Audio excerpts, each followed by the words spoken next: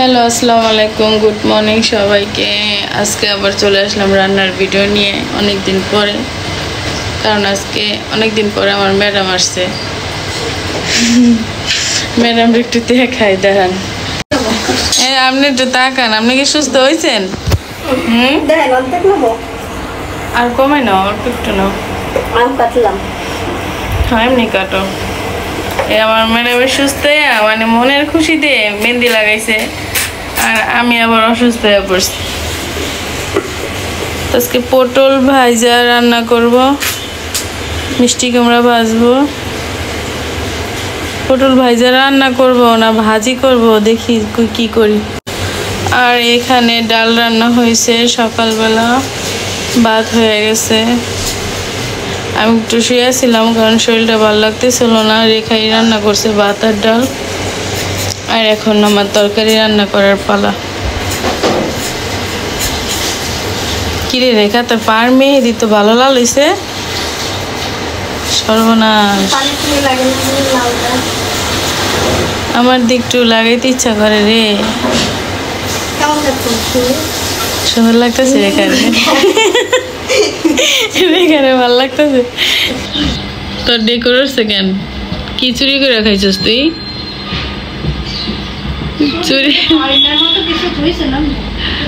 চুরি করে খাইলে বলে ডেকোরেট।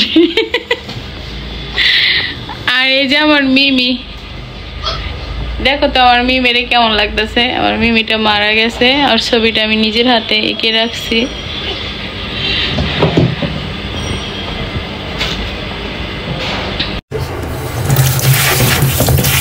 পটল আর মিষ্টি কুমড়া একসাথে ধুয়ে নিতেছি। ধুইয়া তারপরে হচ্ছে হলুদ লবণ মাখাইয়া মাছের মতো করে ভাজা নিব। কিছু কইবা আমাকে? ওটা ধরতেই আমার খারাপ। হলুদ আর লবণ একটু মাখাই রেখে ক্যামেরাটা একটু সুন্দর করে ধরি। কোনটা স্ট্যান্ড? তো আমার আগের পুরানটা ছিল না, মাথা ভেঙে গেছে মতন। ওই মাথা বলে আগের পুরানটার মধ্যে বসাইছি। বুদ্ধি লাগলে আমার তো নিবা কিছু, সব রকমের বুদ্ধি পাওয়া যাবে আমার কাছে। হালকা লবণ আর হালকা হলুদ মিশিয়ে নিলাম, এখন ভাজবো। বিসমিল্লাহ।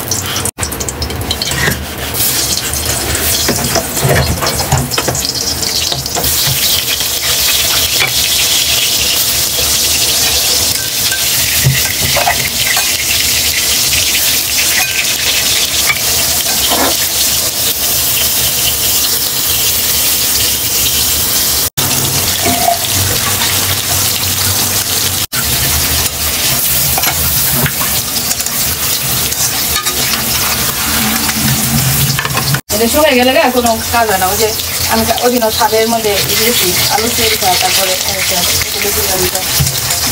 দিচ্ছে ভাবলাম আমিও দিই।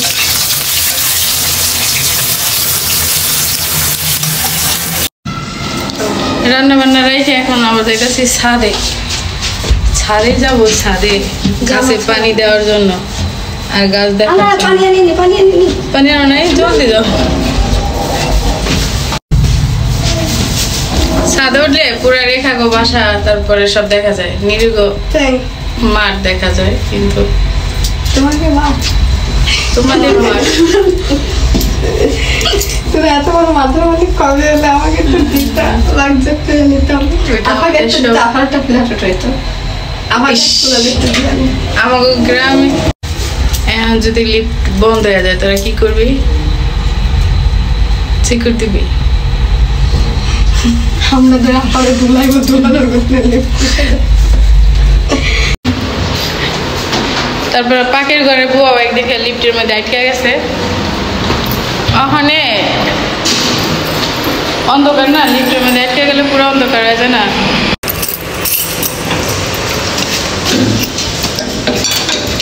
আকাশে তো প্রচুর মেঘ ওদের সবাইকে নিয়ে আসছি ছাদে ভাই আমার গাছ দেখালোই চলো অনেক বাতাস ছাদে এই দেখো মিষ্টি কুমড়া গাছ কত বড় হয়েছে মাশাআল্লাহ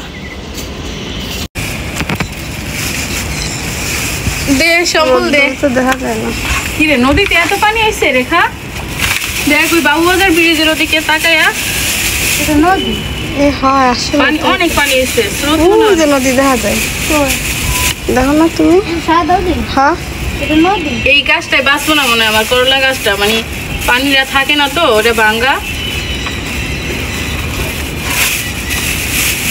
এটার উপরে উঠে দেন হ্যাঁ এই যে এটার উপরে উঠে দেন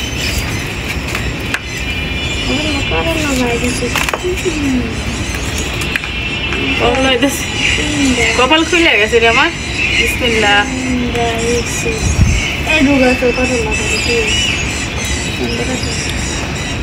প্রতিদিন বৃষ্টি হয় করলা গাছটা যদি এইসব টপের মধ্যে হইতো না তাহলে ভালো হতো ওই জায়গায় পানি থাকে না পানি পড়ে যায়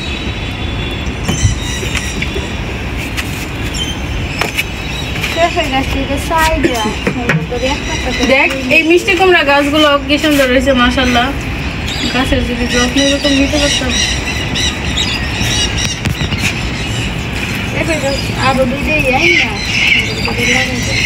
পেঁপে গাছকে বিচিত্র লাগাইছেন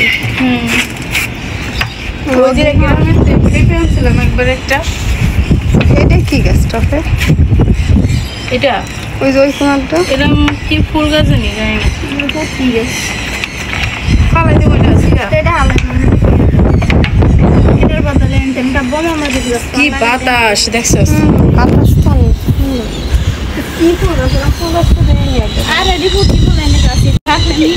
এই দেখ নদীর পানি কেমন লাগতেছে না কই উপরে নদী ওই যে মসজিদটার পিছনে দেখছ না বাবুবাজার ব্রিজটা ওই যে দেখ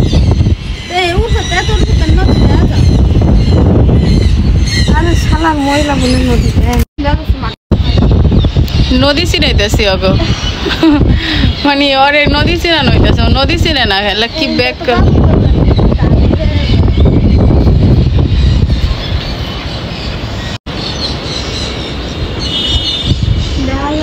আসছিলাম গাছে একটু পানি দেওয়ার জন্য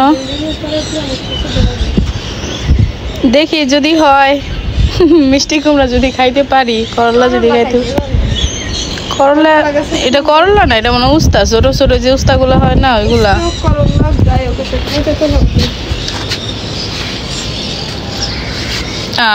কি করে কি করে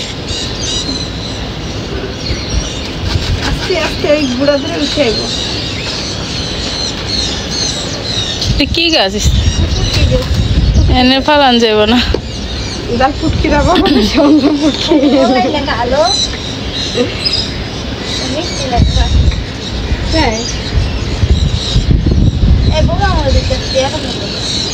এটা বোম্বাই মরিচ গাছ নাকি এটা দেশের মরিচ আনছিলাম ওই গাছ এটা বুঝতে পারতেছি না কিন্তু ওই যে মিষ্টি কুমড়া গাছটা হয় গাছটার মরিচ গাছটা জানি কেমন হয়ে গেল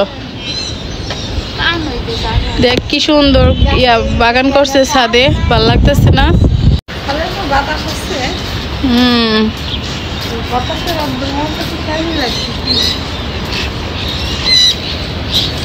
এই যে এই বাগানটা বেশি ভাল লাগে ছাদের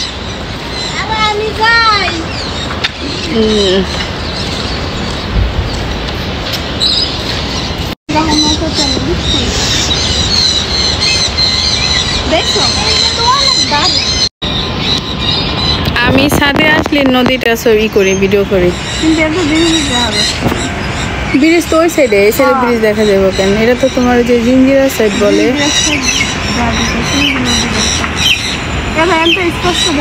আমরা জমি দেখার জন্য কই গেছিলাম জানো? একবার ওই যে গ্রামগুলো দেখা যাইতেছে না ওই পারে।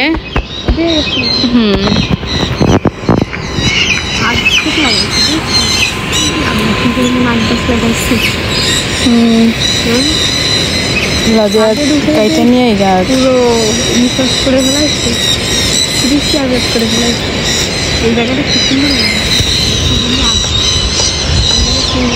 খাবি খাবি লজাই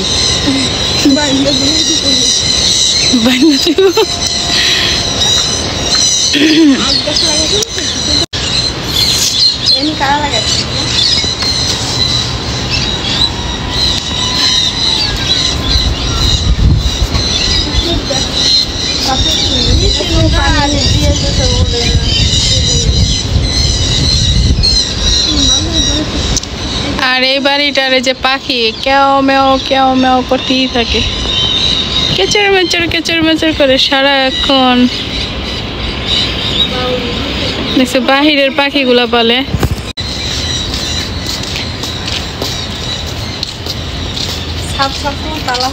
বৃষ্টি আসবো মনে হয়।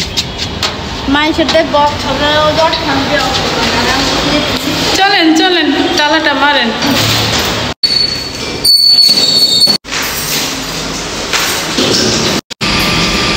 অনেক সুন্দর লাগতেছে তো।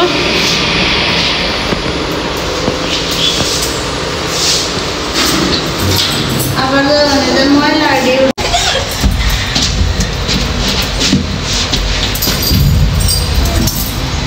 আমার কিছু তো আগে দুইজনের মধ্যে দন্ত বেজে গেল। আমি রাত্রিরে ধরে যাইলাম গো। আমি তো জানি না কাজ করতে করতে আমি এবার ক্লান্ত হয়ে সময় দিতে পারি না। কাজ করতে করতে এবার রান্না করি। বহুত ঘোরাঘুরি হয়েছে, এখন রান্নাটা করি মন দিল দিয়া। চুলা বন্ধ করে ছাদে গেছিলাম, আবার এসে রান্নাটা বসাই দিলাম।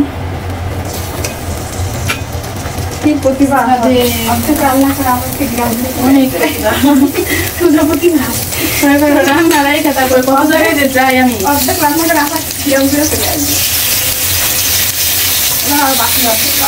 বাকি রান্না করবো।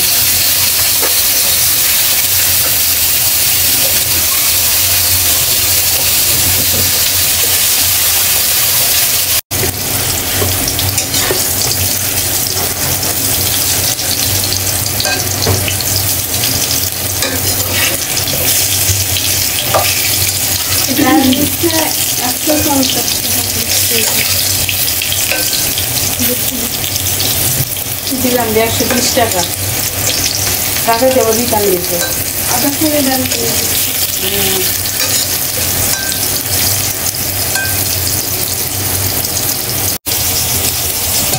আমারে পোলাও না দিয়া মরিচ বাটা আলু ভর্তা পাতলা ডাল দিয়ে ভাত দিব। আমারে এক লোকমা খাইলো 3 টাকা মিলে, পোলাও খাইলে ঠিক লাগে না।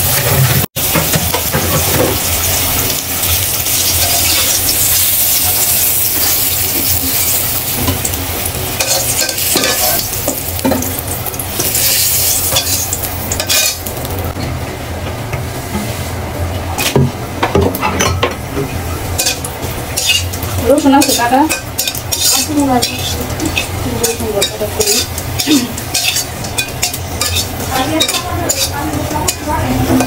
হ্যাঁ নিয়ে বলো নিয়ে নিয়ে রুমেতে পানির বোতলে নিয়ে আসো তো বাবা। এবার মাছটা রান্না করবো। প্রথমে পেঁয়াজ বাটাটা দিলাম,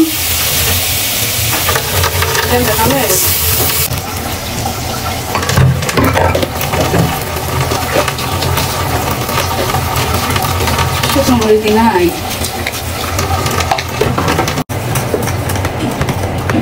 মরিচের গুঁড়া ডাইকা দাও গরম দিলাম। আর এখন দেবো জিরার গুঁড়া, ঝটপট রান্না।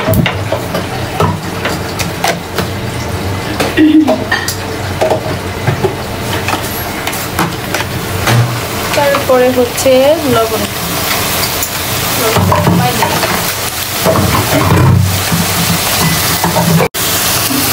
সামান্য একটু তেল দিয়ে দিলাম।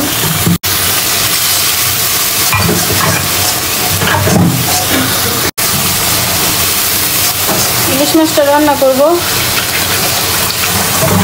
পানি দিয়ে দিই।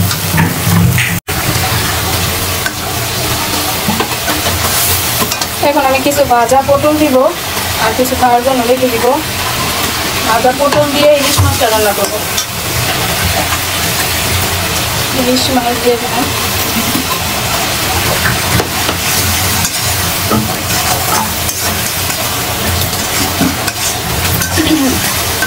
বেশি তরকারি রান্না করলে খাওয়া যায় না, বাসি থাকে, পরের দিন আর ওই জিনিসটা ভালো লাগে না, বাসি তরকারি ভালো লাগে না। এটা হচ্ছে আমাদের বাঙালিদের ট্র্যাডিশনাল খাবার, বাঙালি ইলিশ আর পটল। হালকা একটু পানি দিয়ে একটু পাতলা পাতলা ঝোল রাখবো, বেশি পাতলা না, হালকা পাতলা ঝোল রাখবো। আচ্ছা, মাছটা হইতে থাক, আসতেছি।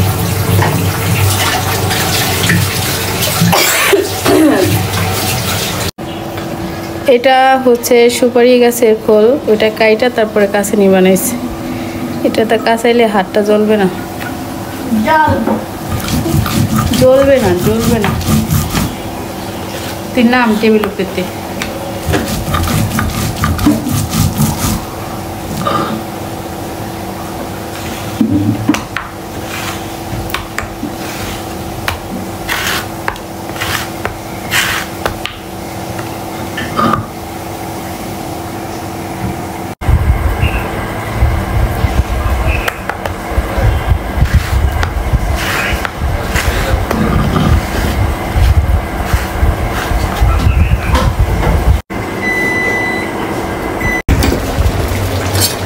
ভর্তা করতে করতে আমার মাছও হয়ে গেছে, নামাই নিব।